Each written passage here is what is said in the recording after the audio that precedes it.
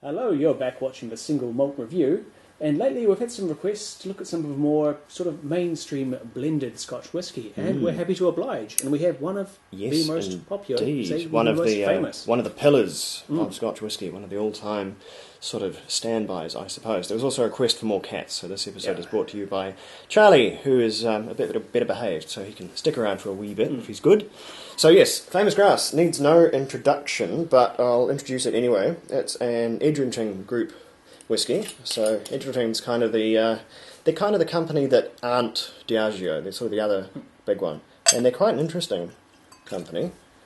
Yeah, they are themselves owned by the Robertson, I think it's Robertson Trust, which is a big trust based in Scotland, which does all sorts of things, but mostly is in the business of awarding grants to various other charitable ventures or organisations, things like that. So it's sort of you can feel a bit socially conscious when you buy your Famous Grouse products, because as far as I know, that's more or less where their profit is aimed at, which is a bit of a different thing in today's conglomerate world. So there you go.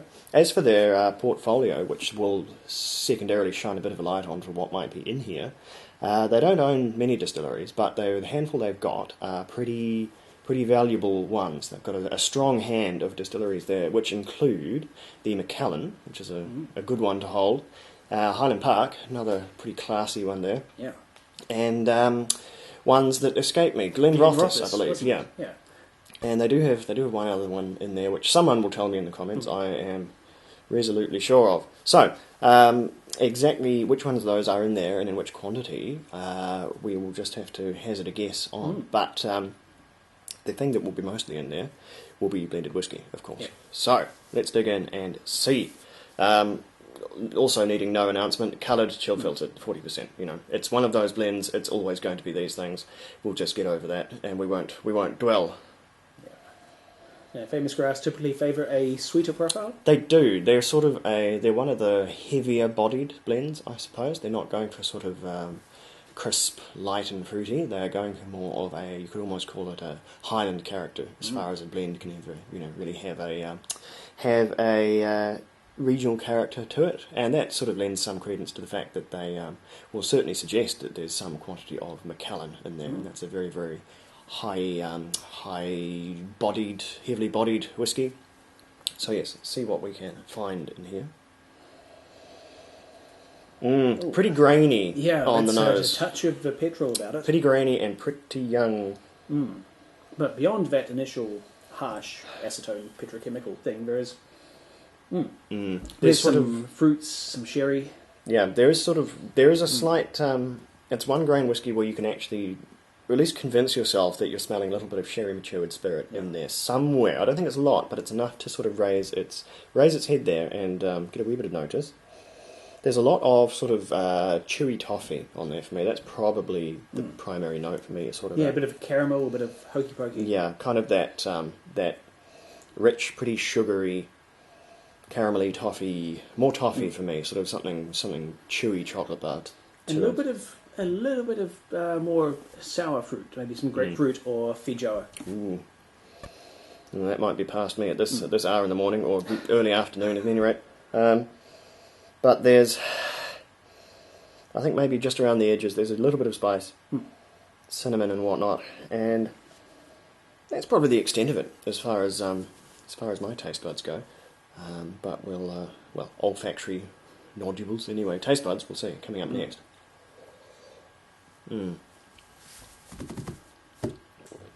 Again, pretty inescapably grainy. Yeah. It's noticeably rough. There's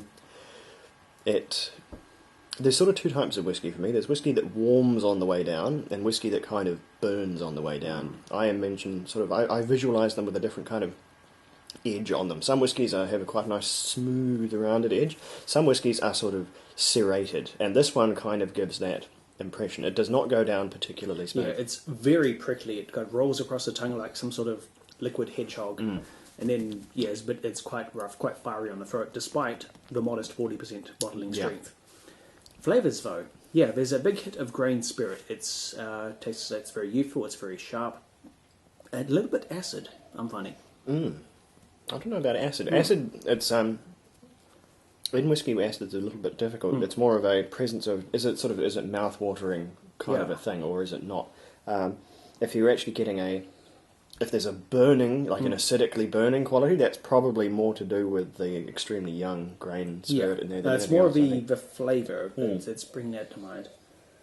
And so, I mean, it's still sweet. There's still quite a lot of sort of sugary caramel stuff in there.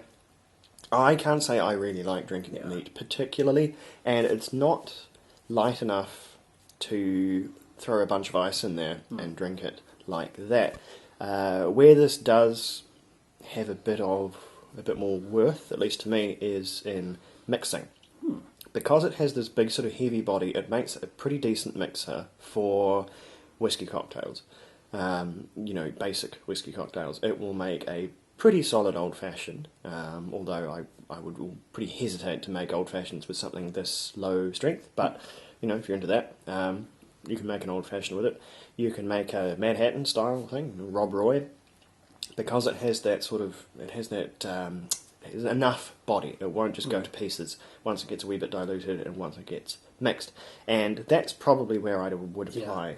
There are no particularly idiosyncratic flavours which would either overwhelm or get washed out by blending this into a cocktail. For instance, there's no sharp peat, there's no hint of cherry or anything like that. It's just a fairly rounded, consistent, quite surprisingly malty, but otherwise, So not a subtle whiskey, not a complex whiskey, and I think on its own, not a great whiskey, not one you can really just drink and enjoy without really straining yourself. I think, as far as my taste is concerned, anyway. But it will mix quite well, so I suppose you call it versatile in that regard. And of course, it is extremely cheap, so it's always got that one going for it. But coming up next, there's another, funny enough, Edrington Group blend, and that I think we'll see a bit of a difference too. Also, this one, not a bar on that smoky grouse that you got for us quite a few years back. I have to say, we've tried other famous grouses before, and they've outshone this one significantly. So if I had to say this one or the smoky grouse, I'd smoky any day of the week. If you're looking to pick one or the other,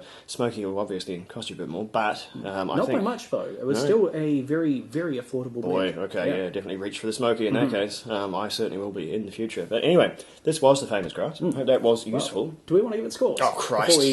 Like I say, early in the afternoon, folks. This is when the good stuff goes down. Yeah, this is a very simple workhorse blend. It's rough around the edges. It's obviously quite a lot of young whiskey, a lot of grain whiskey, but at the same time, it's got a fairly focused, narrow set of flavours, and they're quite strong, quite distinct. I'd give it 68 points. Yeah, I'm pretty much of the same mind. I think you've pretty much covered the bases there.